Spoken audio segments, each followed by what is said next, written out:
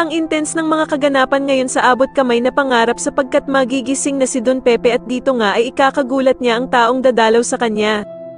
Dito nga ay may bagong dadating na magiging kakampi ni Annalyn at eto nga ay walang iba kundi ang anak ni Giselle na si Justin.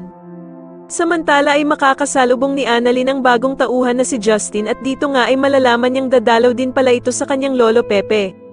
Magugulat naman ng sobra si Annalyn dahil sa halos kilalang kilala na nga siya ng babaeng ito at maging ang kapatid nga niyang si Zoe ay itatanong nito. Sa kabilang banda naman habang wala pa ding malay si Don Pepe ay ikwakwento sa kanya ni Annalyn ang babaeng nakilala niya na kilala din daw si Lolo Pepe. Makikita naman ni Annalyn si Aling Susan kaya naman ay agad niya ding ikwekwento ang babaeng nakilala niya. Sasabihin naman ni Aling Susan na parang teleserye na nga daw ang nangyayari sa buhay nila na biglang may dadating na nga lang daw na bagong tao na hindi nila kilala. Sa kabilang banda naman ay susundin na nga ng tuluyan ni Lynette si Doc Carlos na magpatingin na kay Doc Dennis dahil sa mga kakaibang nangyayari sa kanya. At dito nga ay sasabihin ni Doc Dennis ang naging resulta ng pag-check up niya kay Lynette at dito nga ay meron daw itong anxiety dahil sa traumang nakuha ni Lynette sa mga holdapper. Samantala sa wakas nga ay magkakatagpo na ang mag-ina na matagal nang nagkawalay na sila Giselle at ang anak nitong babae na si Justin.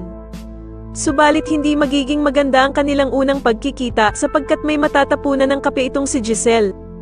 Kaya naman ay sisermonan siya ni Justin at pagsasalitaan siya nito ng hindi maganda. Sa tingin niyo maging kakampi nga kaya talaga nila Annalyn ang bagong tauhan na si Justin o maging kakampi ito nila Zoe at Moira. Mas lalo na nga talagang nagiging exciting ang mga susunod na kaganapan kaya naman ay mas lalo pa nating abangan ang mas lalong gumigandang abot kamay na pangarap. Maraming salamat po sa inyong panonood at sana po ay masubscribe niyo ako. Maraming salamat po.